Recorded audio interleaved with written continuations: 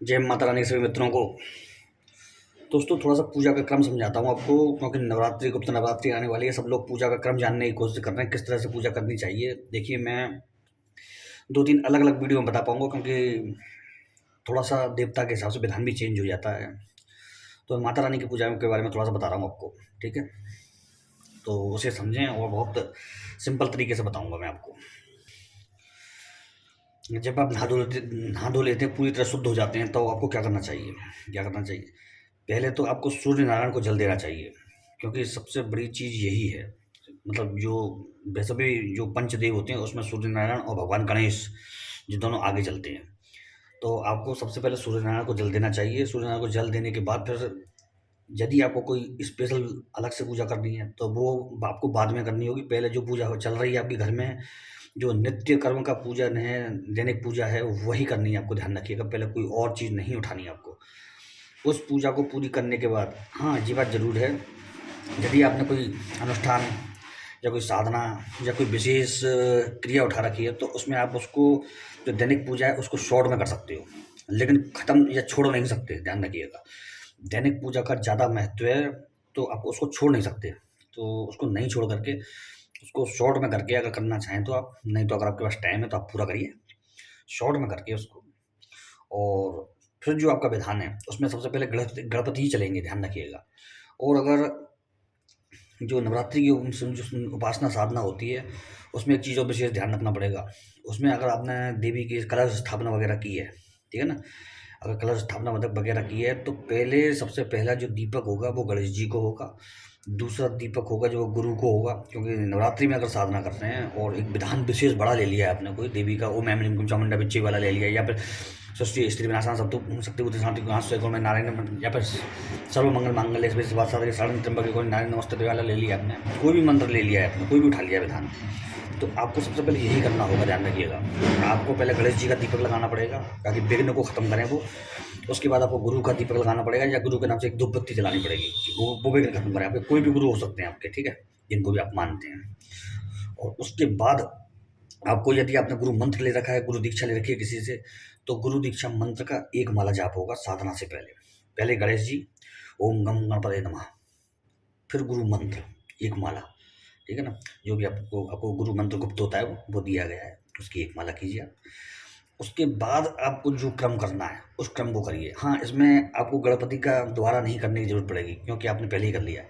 तो किसी भी साधना में फिर दोबारा गणपति करने की ज़रूरत नहीं है। यदि आप दैनिक पूजा में गणपति की 1, 2, 3 माला कर रहे हैं, या फिर कैसे भी कर रहे हैं, गणपति का अच्छा वो कर रहे हैं, तो आपको फिर उसमें साधना में कुछ को करने की ज़रूरत नहीं है। यदि साधना उसी समय कर रहे हो, जिस समय के वो दैनिक पूजा करके चुके हो, उसके बाद कर रहे हो। लेकिन यदि शाम को कर रहे हो, शाम को दैनिक पूजा होती नहीं है, शाम को कर रहे हो, तो आपको गणेश जी का पूजन अलग से करना पड़ेगा, वो विधान है। उसके अलावा नहीं चलेगा, अगर आप इसको शॉर्ट करना चाहें तो नहीं चलेगा। उसके बाद साधन शाम को करना चाहते हैं, तो गुरु, पहले जी गणेश जी, फिर गुरु मंत्र, और फिर आपको वो अपने जो भी क्रम है आपका लेकर चलना पड़ेगा, ठीक है ना? अपने अपने को आपको पहले शुद्ध कर लेना चाहिए, क्योंकि कई बार क्या होता है, कई बार ये होता है कि हम नहा धो लेते हैं, लेकिन फिर भी हम, या तो कोई वस्त्र अशुद्ध रह जाता है हमारा, या कोई सामान ऐसा अशुद्ध रहता है, या हम किसी चीज़ को छू लेते हैं, वो अशुद्धि होती है उसमें। तो जो अशुद्धि का निवारण करने का मंत्र है, जो आपको नेट पे कहीं से भी ले सकते हैं, या फिर मैं बोल के बता रहा हूँ आपको, जो बिल्कुल मतलब पानी लेकर के, और 3 बार छींटे मारने, 3 बार बोल करके ये मंत्र, ओम पवित्र पवित्रो व सर्वावस्थाम गतो पिबाय स्मरेत पुण्यकाक्षं संभाम्याम यंत्र शुचि, अंदर से और बाहर से सब शुद्ध करते हैं मेरा, ठीक है? तो इस मंत्र को आपको करना है, और इस मंत्र को 3 बार करने के बाद आप अपने ऊपर चल के छींटे मार लें, ठीक है? और उसके बाद आप शुद्ध हो जाएंगे। उसके बाद आप कैसे भी साधना कर सकते हैं, उसमें अशुद्धि का डोज आपको नहीं लगेगा। यदि एक चीज़ और, यदि आपकी साधना में बीच में कोई सूतक बन गया है, या कोई अशुद्धि आ गई है, तो उसमें कैसे करेंगे? साधना नहीं टूटनी चाहिए। यदि आपने संकल्पित साधना ली है, तो नहीं टूटनी चाहिए। उसमें केवल इतना हो सकता है कि जो आप कर रहे हैं, तो उसका जो मानसिक जप होता है उसी मंत्र का, तो वो आपको करना है बिना बोले, ऐसे जवान नहीं हिलनी चाहिए, मानसिक उसको करना है आपको। और कितना करना है? जैसे कि 11 माला ले रखी हैं, तो मानसिक कम से कम 1 माला करिए आप। मानसिक आप 1 माला करिए, एक अंदाज से। माला भले ही मत लीजिए, अंदाज़ से एक माला करिए, 1-1 2 मिनट में हो जाता है, 5 मिनट में हो जाता था वो। तो ये दोष निवारण हो जाएगा आपका, वो साधना कंटिन्यू बनी रहेगी। आप 10 दिन वासुद्धि में, महीने भर में, सवा महीने में यदि आपका बड़ी साधना करते हैं, आपको जैसे 21-31 माला रोज़ है, तो वो तो बिगड़ जाएगा, फिर पूरा विधान इतनी मेहनत बेकार चली जाएगी, जो कि जानी नहीं चाहिए हमारी इतनी मेहनत बेकार। तो आप इस तरह कर सकते हैं आप। लेडीज़ों की जो पीरियड की समस्या होती है, उसमें भी वो ये कर सकती हैं। मानसिक जवान नहीं चलनी चाहिए, अगर जवान चल गई यानी शरीर चल गया आपका, शरीर चल गया तो शरीर तो अपवित्र है उस समय पर आपका, तो वो मान्य नहीं होगा। दोस्तों, इन छोटी-छोटी जानकारियों को आप समझा करो, क्योंकि ये बहुत छोटी जानकारी है, हर कोई इसके बारे में जानता नहीं है, जानता क्या बता ही नहीं पाएगा।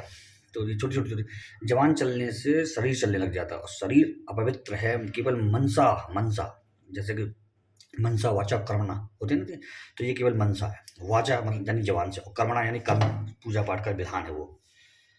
तो वो सब चीज़ें आपको समझनी पड़ेंगी, ये सब चीज़ें छोटी-छोटी ट्रिक हैं, छोटी-छोटी तरकीब हैं, वो सब समझनी पड़ेंगी। और इसका क्रम, जैसे लोग बाग पूछते हैं कि इसका क्रम क्या है गुरुजी, जैसे धूप दीप नैवेद्य चढ़ाने चढ़ाने का। दोस्तों देखिए, इसका कोई, आपको एक बात बताऊँ, अगर आप ज़्यादा क्रम में जाएँगे इस मामले में, तो बहुत लंबा क्रम है और बहुत मतलब विस्तृत है। तो इसमें ना जा कर के आप पहले आसन पे बैठिए, ओम पवित्रीकरण मंत्र करिए, उसके बाद आप धूप जलाइए, फिर दीप जलाइए, और फिर आपको जो पुष्प वगैरह हैं वो चढ़ाइए, उसके बाद आप प्रसाद लगाइए। प्रसाद लगाना बहुत ज़रूरी है। जैसे हम किसी के यहाँ जाते हैं या किसी रिश्तेदार के यहाँ, और वहाँ पर जा कर के हमें वो चाय पानी की भी नहीं पूछता, तो हमें कितना बुरा लगता है। तो देवताओं को तो सब मालूम होता है, लेकिन फिर भी थोड़ा-सा ये ध्यान रखना चाहिए आपको अपने हिसाब से। तो प्रसाद ज़रूर लगाना चाहिए। भले ही आप मिश्री के 2 दाने रख दें, भले ही आप 1 बतासा रख दें, भले ही आप 2-4 बादाम रख दें, लेकिन प्रसाद ज़रूर लगेगा। प्रसाद में अनैठ मतलब वो बिगाड़ा नहीं होना चाहिए। कभी-कभी ऐसा भी होता है, हम किसी परिस्थिति में फँस जाते हैं, घर में रह जाते हैं, प्रसाद नहीं ला पाते, नहीं जा पाते बाज़ार, तो उसमें क्या करना चाहिए आपको? जो दैनिक पूजा के लिए जो आपने प्रसाद रख रखा है घर में, उसमें से थोड़ा-सा प्रसाद लेकर के और उसको लगा दीजिए, वो मान्य होगा। क्योंकि मैंने एक चीज़ देखी है, देवता आपके प्रसाद के भूखे नहीं हैं, देवता आपके मंत्र के भूखे नहीं हैं, देवता केवल उस भाव के भूखे हैं, जो आप भाव उनके प्रति रखते हैं। अगर यदि आपने ये भाव रखा कि मेरे देवता तो 10 किलो प्रसाद खाएगा, तो फिर वो भाव ही चलेगा, ध्यान रखें 10 किलो ही लाना पड़ेगा। तो भाव भगवान जो लगाओगे वो खा लेंगे, क्योंकि उनको वो खाना नहीं है। भगवान जब खाने लग जाते हैं ना, तो आप प्रसाद लगाना भूल जाते हैं, ठीक है ना? तो इस बात में मत जाइए आप। प्रसाद खाली नहीं, वो एक वो होता है, मात्र होता है, निमित्त मात्र। तो जो आप चाहें वो लगा सकते हैं। प्रसाद में बस इतना ध्यान रखना कि प्रसाद कभी भी अशुद्ध नहीं होना चाहिए किसी भी अवस्था में।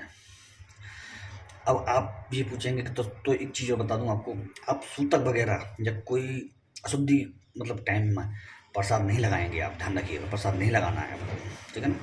और प्रसाद अगर यदि लगाना है तो बाहर से कोई व्यक्ति को बुला कर के दोस्ती यारी में से उससे लगवाएँ फिर, वो माना जाएगा। आप नहीं लगा सकते उस समय पर, क्योंकि आपका प्रसाद मान्य नहीं होगा, दीपक मान्य नहीं होगा, अग्नि अति शुद्ध होती है, इसको नहीं छुएँगे आप, ठीक है ना? खासकर देवता की, घर में बात अलग है, लेकिन देवता की अग्नि अति शुद्ध होती है, ना हवन करेंगे, ना जायफल जलाएँगे। तो कुछ चीज़ें बहुत ज़रूरी होती हैं, जो आदमी गलती से कर बैठते हैं, फिर उनको नुकसान होने लग जाता है, फिर वो हम जैसे लोगों से पूछते हैं, तो पहले ही बता के चलता हूँ मैं इसीलिए लोगों को।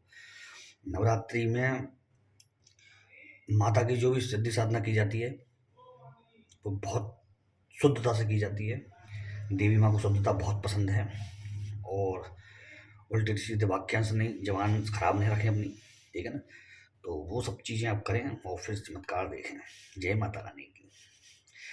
और शाम तक एक बढ़िया माता रानी की एक धमाकेदार अपने मंत्र दूँगा आपको बहुत ज़ोर का, लेकिन वो शाम तक दे पाऊँगा। अभी तो मैंने थोड़ा-सा, बहुत लोग जानना चाह रहे थे, तो मैं मेरे दिमाग से उतर जाता फिर बनाने का वीडियो। इस क्रम पे बहुत लोग जानना चाह रहे थे कि एक चीज़ और ध्यान रखिएगा, यदि किसी जगह पर ये हमको नहीं मालूम है कि किस दिशा की तरफ पूजा करनी है, तो आप बेधड़क पूर्व की तरफ मुँह करके कर सकते हैं। यदि शत्रु बाधा के लिए कोई पूजा कर रहे हैं और आपको नहीं मालूम है किस तरफ करनी है, तो आप दक्षिण की तरफ मुँह करके कर सकते हैं।